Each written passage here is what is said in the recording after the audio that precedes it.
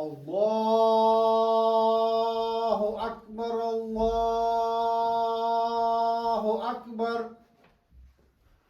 Allahu Akbar, Allahu Akbar. Eşhedü en la ilahe illallah. Eşhedü en la ilahe illallah. Eşhedü enne Muhammeden Resulullah. Eşhedü enne Muhammeden Resulullah. Hayye alassalah. Hayye alassalah. Hayye alel falah. Hayye alel falah. Allahu Ekber, Allahu Ekber. La ilahe illallah. Başlamakta olarız Allah-u Teala'nı, Allah Teala'nı maktayız, uluyuz. Gafur surayız Allah-u Teala'dan. Көңілләребезгә килгән яман уйларыбыздан Allah-u Teala сыйынабыз. Кемне Allah Teala туры юлга күндерсә, һич кем дә адаштыра алмас. Кемне адаштыруда калдырса, һич кем дә туры юлга күндерә алмас. Шәһадәт итеп әйтәбез, Аллаһтан башка гыйбадәткә лаеклы зат юк икәнлегенә. Шәһадәт итеп әйтәбез, Мухаммад Аллаһ Теаланың кулы, илчесе икәнлегенә. Кадерле мусульман кардәшләр, изге Рамазан айыбыз әле генә башланган иде. Хәзер карасаң, инде ахыргы көннәре дә килеп җитте. Шулай итеп, адәм баласының дөньясы көне-төне алмашынып, Рамазаннан, Шәввалдан башка айларга күчеп, безнең гомерләребез шулай бетә торган була. Әлбәттә, без бу Рамазан айларын шатлык белән каршы алдык, һәм дә Аллаһ Тәгаләнең әмерләренә буйсынып, шу Рамазан аенда булган гыйбадәтләрне үти башладык. Беренчесе инде ураза тутуларыбыз, кичләрен таравих намазлары белән шушы айны тергездек. Һәм дә бу ай башлангач, Пәйгамбәрбез саллаллаһу алейхи ва саллям әйтә хадисендә: "Ва юнади мунадин я баги хайран акбал, я баги шаррин аксир." Бу ай башлангач, Аллаһ Тәгаләнең бер фәрештәсе, чакыручысы бүтән кешеләргә әйтә: "Кем изгелеккә ынтылса, изгелекне эшли башла. Кем яманлыкка ынтылса, тукта." Шундый әмер бүтән җир шарына тарала. Әлбәттә, бу әмерне дөньяви кулак белән ишетеп булмый. Бу әмерне иманнары булган, Аллаһ Тәгаләгә ышанган кешеләрнең йөрәкләре ишетә. Шул әмерне ишетеп, иманлы кешеләр изгелеккә ынтылдылар һәм дә яманлыктан тукталдылар. Әлбәттә, бу айда инде дингә ваемлы булган, диндә игътибар итмәгән кешеләр шул ук эшләрен ничек бардылар, шулай бардылар. Көтүдәге мал шикелле Рамазанда да, Рамазанга хәтлемдә ураза булды, ураза булмады, ашыйлар, харам эшләрен эшләйләр, гынаһларын эшләйләр, бузыклыкны эшләделәр. Әмма иманлы кешеләр моңардан тукталып торды. Аллаһ Тәгалә әйтә, динсез, имансыз кешеләр турында Кур'ан-ы Кәримдә: "Иннал лазина кафару саваун алейхим а'анзартахум ам лам тунзирхум ла ю'минун." Дөрестлектә ди, имансыз күфер кешеләр аларга барыбер. Син аларны үгетләсәң дә, үгетләмәсәң дә, алар иман китермәсләр. Күрәбез. Чөнки шундый кешеләр бар, кафир кешеләр, аларга син әйттең, әйтмәдең, Рамазанны башка айны, аларга барыбер. Шулай ике йөзле кешеләр турында да Кур'ан-ы Кәримдә Аллаһ Субханаһу ва Тәгалә әйтә. Ягъни ике йөзле кешеләр алар үзләрен динне кеше дип исәпләйләр, күрсәтәләр, әмма йөрәкләрендә иманнары булмаган кешеләр турында сүз бара. Ва иза кыйла лахум ла туфсиду фил арди калу иннама нахну муслихун. Шушы мунафик булган ике йөзле кешеләргә әйтсәң, эй, җир өстендә аламатлык, бузыклык чәчмәгез дисәң, алар әйтә, юк, без төзәтүчеләр генә ди. Без дөньяны төзәтүчеләр генә дип әйтә. Әлә иннахум хумул муфсидун вәләкин ла яшгурун. Белегез, дөреслекдә алар инде шушы җир йөзендә бузыклык чәчүчеләр.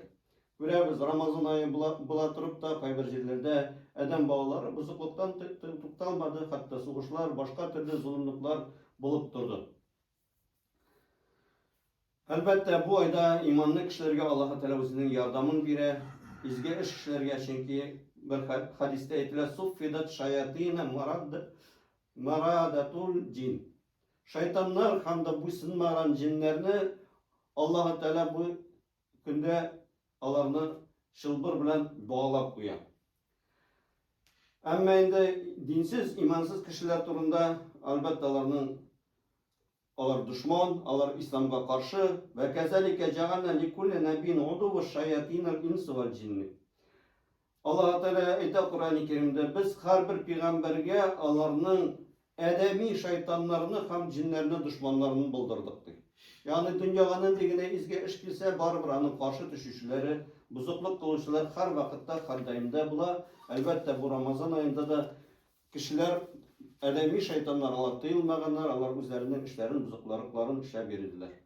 Алхамдулиллах, менә азакы 10 көннәрнең соңгы көннәре. Бу бәрәкәтле айның дөм бәрәкәтле ай.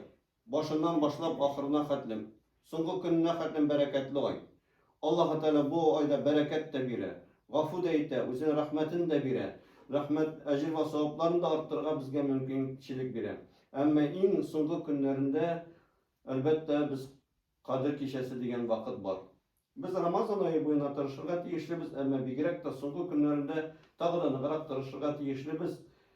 Чөнки менә Пәйгамбәрбез Мухаммад Мустафа саллаллаһу алейхи ва саллям әйтә: "Кана Расулуллаһ саллаллаһу алейхи ва саллям яштагыду фил гашрил авахира ва яштахиду фи гайрихи." Пәйгамбәрбез Мухаммад Мустафа саллаллаһу алейхи ва саллям азакы 10 көнендә тырышты Рамазан айына калган көннә караганда ди. Һәм дә Айшәдән хәбәр ителә: "Ва кана Расулуллаһ саллаллаһу алейхи ва саллям иза дахала гашр ахял лейли айқаза ахлаху жаддаха ва шаддаху мейзур."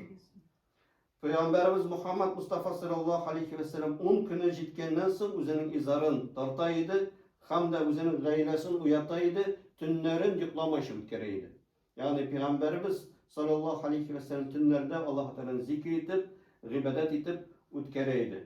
Шуңа күрә дә без дә бу айларыбызда Аллаһ Раббыбызның кушканнарын үтәп, тыйганнардан тыйынырга тиешлебез. Менә шушы изге айларыбыз, изге кичәләребез бара, Ләйләтул Кадр. Әлбәттә, Ләйләтул Кадрны без эзлибез. Рамазан айы буенда, бигрәк тә азакы көннәрендә. Ни өчен? Чөнки Аллаһ Субханаһу ва Тааля Кур'ан-ы Кәримдә әйтә: "Ман кама Ләйләтул Кадри иманан ва ихтисабан гуфира лаху ма тaqaddama мин замби." Әгәр дә бер кеше Аллаһ Тааля иман белән һәм дә өмет белән үткәрсә шушы намаз, Кадр кичәсен намазда, анырга Аллаһ Тааля гынаһларын гафу итер ди. Әлбәттә, бу рәхмәт Аллаһ Тааля тарафыннан. Аллаһ Тааля рәхмәте зур. Рамазан айында ураза тотсаң, әйттек, без гафу ителә гынаһларын дип, шулай бит. Рамазан айында таравих намазларына килсәң, гынаһларын гафу ителә дип. Һәм дә соңгы 10 кичәләрендә бигрәк тә килеп, шул таравих намазларында укып басып, көтеп, Аллаһ Тааляның Кадр кичәсен эзләп, гыйбадәттә булсаң, тагы да Аллаһ Тааля рәхмәте зур. Шул вакытта тагы да Аллаһ Тааля әйтә: "Гафу ителә синең гынаһларың" дип. Бик изге көннәр, бик изге сәгатьләр. Шуңа күрә дә без һәммәбез дә омтылырга тиешлебез. Чөнки ушбу Кадр кичәсе дигән вакытта ни өчен кадерле? Ул вакытта Аллаһ Тааля Кур'ан-ы Кәримне индерә башлады.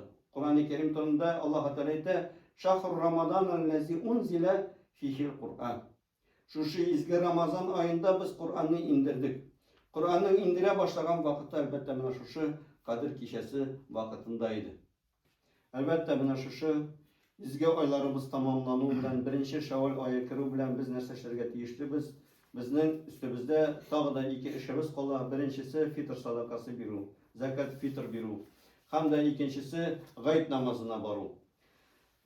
Пәйгамбәрбез саллаллаһу алейхи ва саллям Ибн Умардан хәбәр ителә, закат фитрны биргә кушты 1 са азык белән. Са дигән ул нәрсәки? Менә 4 уч әйбер 1 са була. Менә 4 уч ашай торган әйбер. Бүгенге көндә безнең җирдә нәрсәнедер ашыйлар. Мәсәлән, дүгеме, яки тарымы, яки кара будаймы, шундый азыклардан, бузылмай торган азыклардан без бирергә тиешле моны закатул фитр иттереп.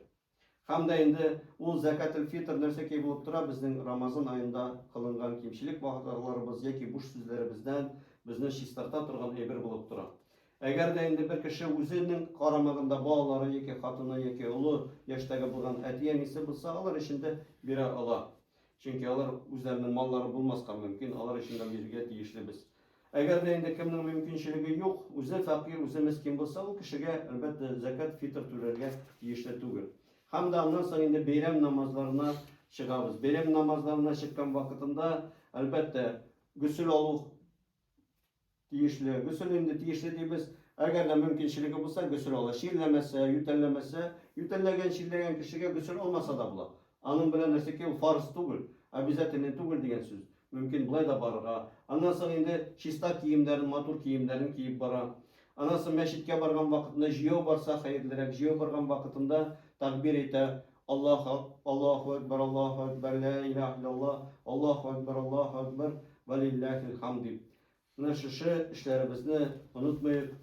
Allahumma salli ala Muhammad ve ala Muhammad kema sallaita ala Ibrahim ve ala ali Ibrahim innaka Hamidun Majid. Allahumma barik ala Muhammad ve ala Muhammad kema barakta ala Ibrahim ve ala ali Ibrahim innaka Hamidun Majid. Aqimus salah.